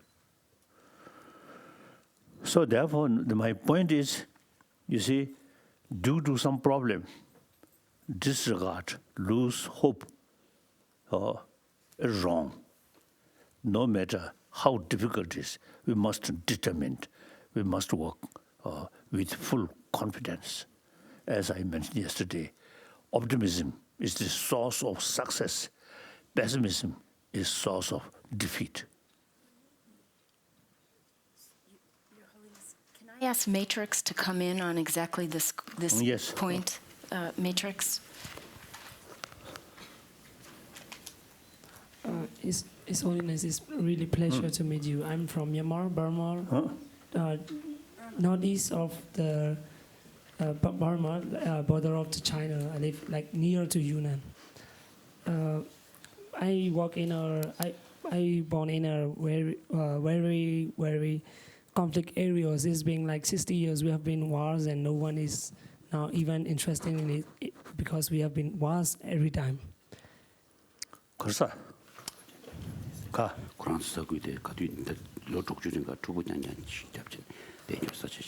Yeah, I have youth from my work is that I work in a youth policy, and I work in a youth protection wards from the war zone. So sometimes I help youth from get out of the war area, or if they are taken by the arms group. Sometimes when I help them, it's not really working. The thing is, like the families, the peoples are really expecting our organizations, and we are doing our best, but it is not working. So we feel guilty by ourselves. So the question is how youth can overcome guiltiness or like loneliness when people are expecting a lot, and we are doing our self-best and it's not working, and we have many things on our shoulder. How can we overcome that? And can I would like to ask Mohammed to come in on a similar issue. Thank you, Nancy. It's a very great honor to be here with you, and thank you so much, Your Holiness, for your time. I'm Mohammed from Somalia. I came from a country which has been in a civil war for more than 25 years. A country which has many commonalities like one ethnicity, one religion, one culture, but at the same time face conflicts which are based on tribalism. My history starts from an incident which happened to me, especially caused by that civil war. One day they were fighting, one of the fighting groups came to our house and broke the door and tried and did something bad to my family, especially my father and my mother. And at that time, I was very young, and there was nothing I could do, but I felt very painful. It was very painful for me. So from that time, I started to stand for peace and advocating for peace. So still in the country, there are many challenges that youth face, especially they are killed if they stand for advocating or doing something good for the society. So with your experience, which you shared with us yesterday, I see similar experience, similar history when you fled from your country while still young because of the threat that you faced. So my question is, how can youth keep working for their communities and take leadership while they are under physical threat? Thank you so much, Your Holiness. Under attack. Under physical attack or under physical threat. Hmm? That's very difficult.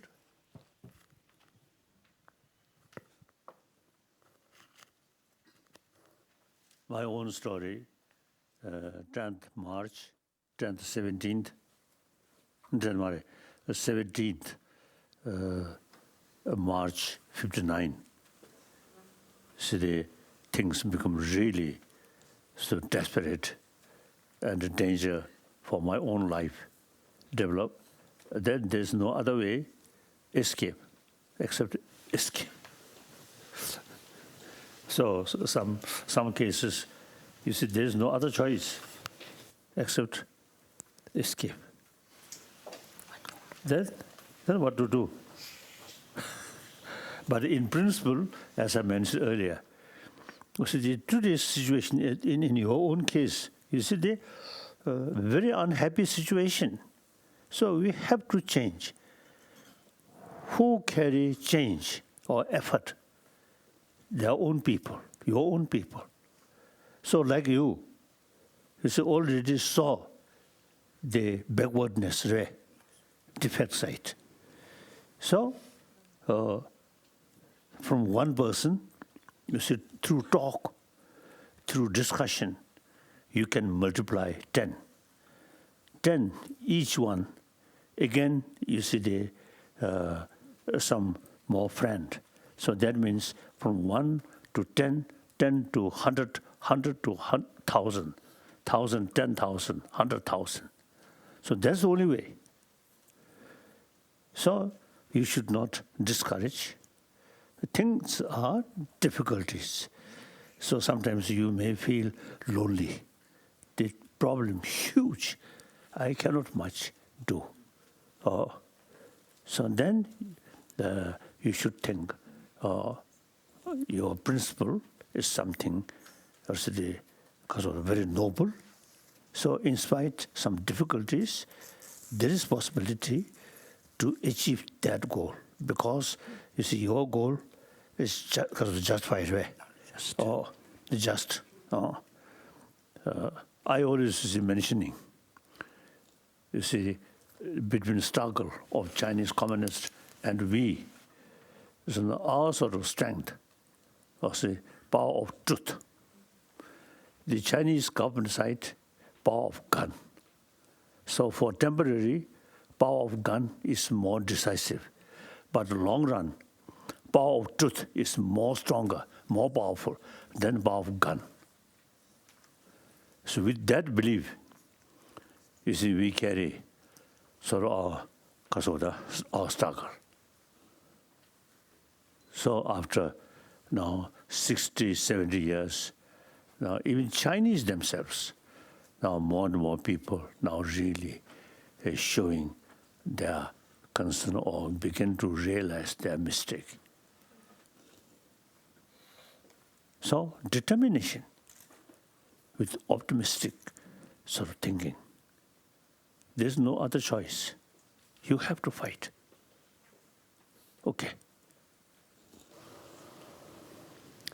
Then beside your action, effort, then pray to God. Then God is willing to help you. Without our effort, then pray. Not much effect.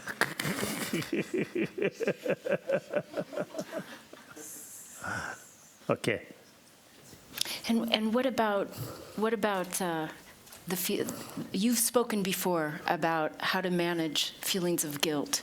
Matrix's question of feeling like you just can't do enough. And you feel guilty as a result.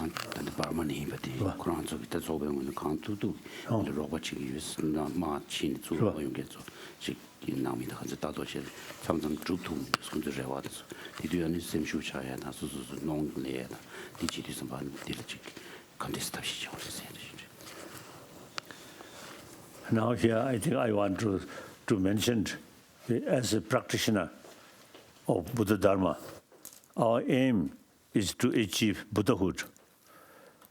But realistically speaking, impossible to achieve Buddhahood. But it is good thinking achieved Buddhahood, even this life. But that's unrealistic.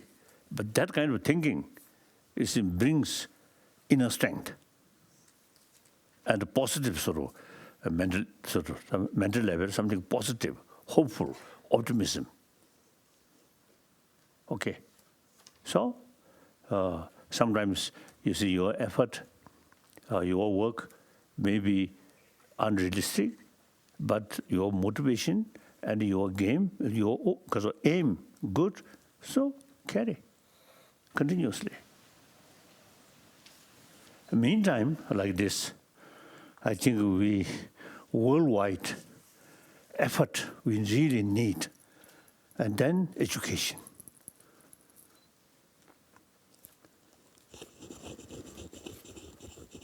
So I really, because of feeling of confidence, this kind of sort of meeting, and from youth side, from different places, now something like awakening. Because of the awakening. Waking up. And also you can get some idea how to change these things. So take time, but we already sort of develop some seed. So now, year by year, decade by decade, eventually the result come. Yes, definitely. I think mainly you see your effort. You see you create this opportunity. Really, thank you. Well, thank you for meeting with us. And I'd like to ask Kessie, because this comes to the big question I think many of them are facing, to meet the challenge that you just articulated. Your Holiness, my name is Kessie. I'm from the Central African Republic.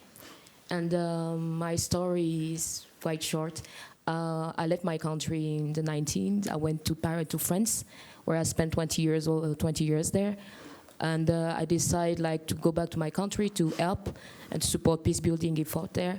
So I create a youth-led organization which help young people in their leadership at the local level.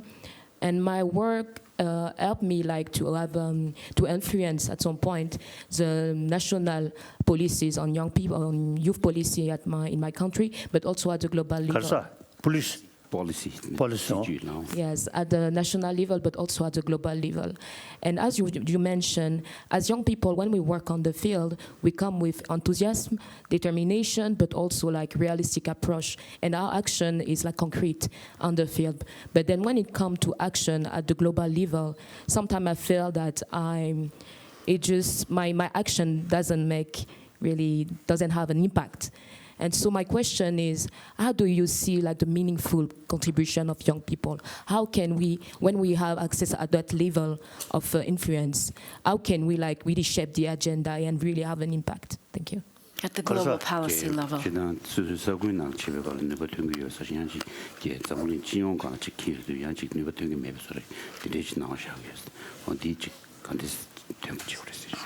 Now this movement or situation problem which we are facing is, I think, worldwide some problem. So the solution, these things, is we need a worldwide movement. I think yesterday I mentioned the denuclearization. Denuclearization. So fix time, then start some worldwide movement. I suggested to one Nobel Peace Laureates meeting, I think 2 years ago. So these things, we really need some kind of worldwide movement. So firstly, start from individual country. Then like this, more often meeting. Then eventually I think such meeting, then we should discuss and detailed discussion and some kind of program finalize. Then each member, you see, when you return your own area, then according to that sort of that resolution, then try to materialize. Then from 1 country, 10 country, 100 country, same way, same direction movement, then I think more significant result may come.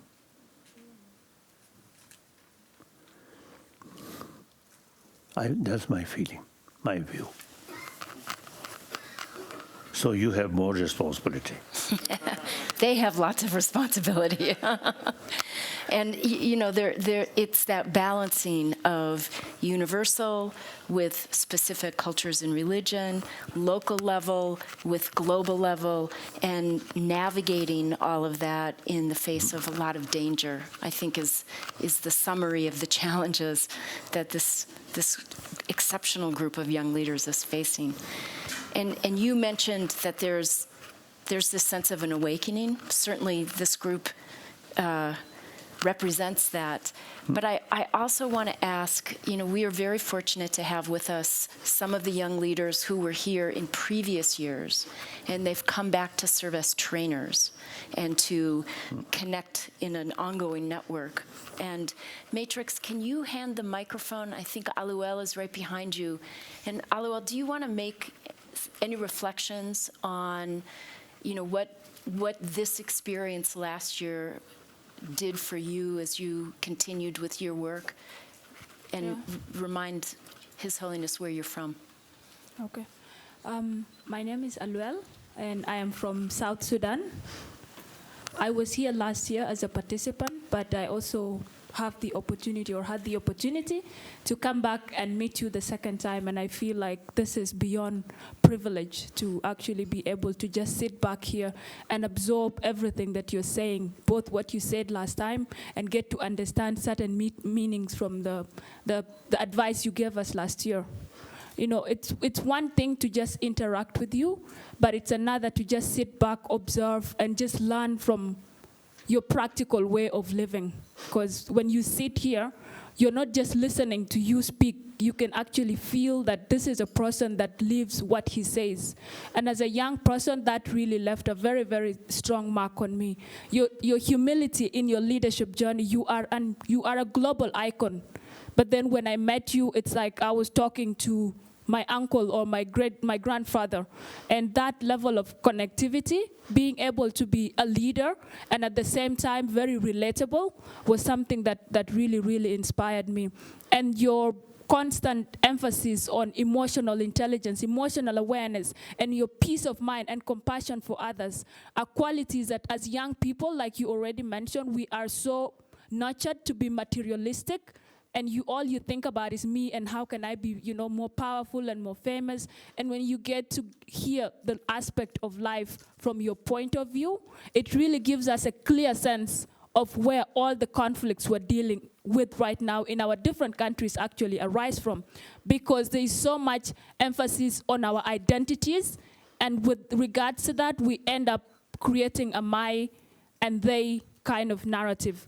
And as young people, I think this is a very, very important aspect that we need to reflect on and get to the root cause of where are these conflicts coming from, to not just think of it at this level, but the small, small, small things.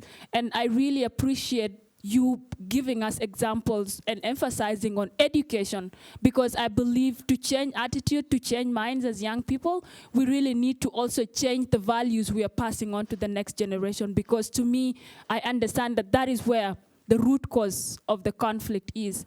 And you are right. With the angle you look at young people, you value us. You make us feel like we have a role to play. And when someone interacts with you and you go back, we made a promise last year that we will go and be little Dalai Lamas in our countries. And I'm really glad to see another group of young people come to interact with you. And now the Dalai Lamas are also growing, and they will go back and be the other 28 Dalai Lamas in their countries. So this is really, really an honor. And it's not just for the youth that are in this space, but the youth outside that are using technology to also feel like they are part of this space. And that is a million and a big influence you're making. And that is really, really the one aspect or the hope that we as young people need to carry forward. And I'm also glad and happy to hear you say that you are a feminist Dalai Lama. So that is also one, that is something that we as young people who are not battling just being young, But being a young woman in your leadership journey, to hear someone like you bring out the aspect of feminism and why it's important to treat humanity with equality regardless of one's gender, this is really a very, very inspiring message. And I think the young people in this space will leave feeling different after this encouragement. So once again, thank you so much for giving us your time. Thank you, Alua. Thank you. Thank you. Yeah. Sharif, were you trying to get a question in? Thank you, Nancy. Your Holiness, we talked about anger, about peace building, and also about the conference that you said that India should organize a kind of Islamic conference. Well, yes, of course, that is helpful. Like it's a kind of from top to bottom approach for peace building. I wanted to know that what is the role of youth in peace building from a bottom-up approach?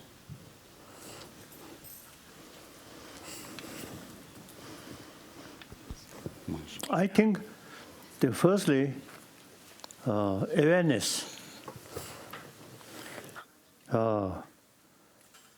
mainly method, so how to change. I think that level, I think from top to down. Then the movement, I think from because of below or bottom to, or up movement, as I mentioned earlier, the worldwide movement. That's the public level. But the idea, I think, logically, is to come from from top, like that. So in any way, it is really encouraging many youth now really making effort, no matter how small. But this is seed. And our work, you see, there is plenty of reason. You see, if we argue with someone who have different view, I think we have more reason to argue them. So long run, you see, the thing which we involve, more sound basis. So there is much hope, you see, to strengthen our work. See, the troublemaker in our society, short-sighted, and too much emotion. If we sit together, discuss, I think they have not much reason. They are only arrogant field, arrogant marbe, like that. So our effort is very much based on reason, truth, reality. So no matter how difficult it is at the initial stage, you see, we will success. Okay. Then I think I may share, you see, our work aiming for humanity. I always thinking these, when I thinking these and talk, I consider I'm human being, one of the 7 billion human beings. I'm not thinking or talking. I'm Buddhist.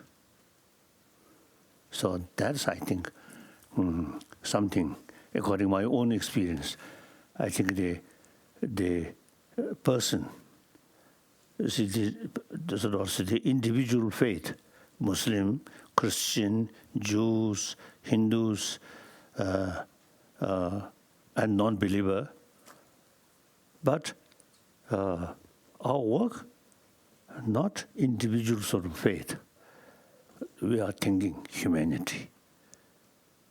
So that's, I think, if we too much emphasis individual sort of faith on these things or race, then sometimes it become more complicated.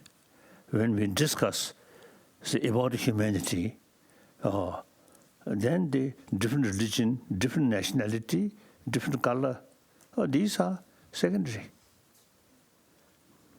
Then 7 billion human beings, so we are same. It's a common ground to fight for so happiness or peaceful world. So then different religion is secondary level, or different nationality, secondary level. Okay. When we talk about humanity, my religion is best way to solve all this problem. It's unrealistic. If I feel, Buddhism is the best way to solve this problem, it's wrong. Buddhism, my private business, as I mentioned earlier. You see that story. So some people believe God, some people do not believe God. It doesn't matter. That's private business. We all human beings. We all come from our mother. We all survived with mother's milk. So we are living among the humanity, among the human being. Even there are some hermit people. Without human society, they can't survive. So they temporarily, or their sort of daily sort of work, hermit, complete. I think a few years ago, I met one Catholic monk in Barcelona. There's a big temple, Montserrat or something. See, there one Catholic monk. I was told he spent 5 years in hermit life. Tea, hot tea, otherwise not much hot meal, bread. So he deliberately isolate, solid, isolate. Solitude. But his survival depends on the society. So that's nature. So private life, you see, thinking, or certain sort of hermit life, but still part of the society. So have to think about the society. Many years ago, I visited in pathology in Switzerland, and later in England also developed pathology. So when I visit pathology in Switzerland, some children, Jewish group, some Palestine, in same school, same institution, played together. I really felt that's the way in children's mind, not much differences. Grown up and with too much emphasis, Palestine, Jews, that's our creation. Due to narrow-mindedness, too much emphasis on secondary level of differences. That's the source of problem. Now, because you see many problems due to too much emphasis on secondary level of differences, now we must go basic level. We are same human being. Okay. So that's my fundamental belief. Okay. Now, I think lunch. But before we do that, Your Holiness, if I can just offer some thanks. First and foremost, thanks to you. You have been unbelievably generous with your time over these last 2 days, and I know everybody in the room is extremely grateful. You are making an enormous difference in the lives of people who are determined in the face of great challenges to build peace. So all of us offer our heartfelt gratitude to you for this time together. And this would not happen without a lot of contribution from people on your team and people on the USIP team and others. So if I could just call them out so that we can express our thanks together. First of all, your secretaries, Tenzin and Setsun, have been extraordinary, and we want to thank both Tenzin and Setsun, who aren't in the room right now, but your office. Big thanks to your chef, who has fed us and will feed us in a moment, and to his whole team, and to all of your personal attendants. We know that we've made extra work for everybody, but we are very grateful. And Chojur and the AV team, who has been working hard for these last 2 days, and Jigme and your security team, lots of effort. Jigme, yeah, and then everyone in the Nyamgol monastery and the abbot of the monastery monastery school have been wonderful hosts to us, and we appreciate that. Oh, yeah, good. Yeah. Big thanks to Libby Liu, who has been an inspiration for the last 3 years of this program, and for RFA for their collaboration. I want to thank the GHR Foundation, which has been a wonderful partner to us. Libby, thank you. And GHR, located in my home state of Minnesota. Many thanks. I really need to give a big shout out to my U.S. Institute of Peace colleagues who have been working tirelessly for the last year. Vicky Rivera, Allison Malowski, Aubrey Cox, Shai Korman, and Ellie Quinlan, who are here with us today. But so many other USIP colleagues who are also back in Washington, and we thank all of you who are providing support. This is truly a labor of love across USIP, and this is, I'll tell you, a highlight of my year, of being able to be here with you and these remarkable young leaders. I want to thank all of our thought leaders for joining us, for bringing your time and your commitment and your energy to this conversation. And a really, really special thanks to Calden, who is our co-creator and the one who's really driven making a lot of this, and thanks to Libby for enabling that to happen.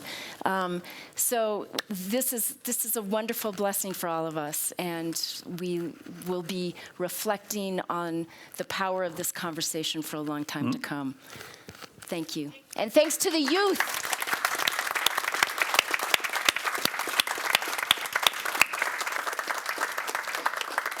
And thank you to the youth leaders for everything they do every day in tough circumstances. And you are the future of peace and the realization of our shared vision of a world without violent conflict. So no pressure. Thank you. Thank you. So this, I think, happy sort of gathering, this also, you see, come through individuals' effort with common aim, then this result come. So similarly, I think well-being of 7 million human beings also you see come that way. From each corner, make effort, and a clear vision, happy world, peaceful world. I think the only question of time. I think everybody wants happy life, but ignorance and short-sighted, then doing something different thing. That can change. Okay. Thank you. And you're a small token, a peace hat from U.S. Institute of Peace to help. Okay, thank you. To help you have great thoughts of peace as you move through the sun.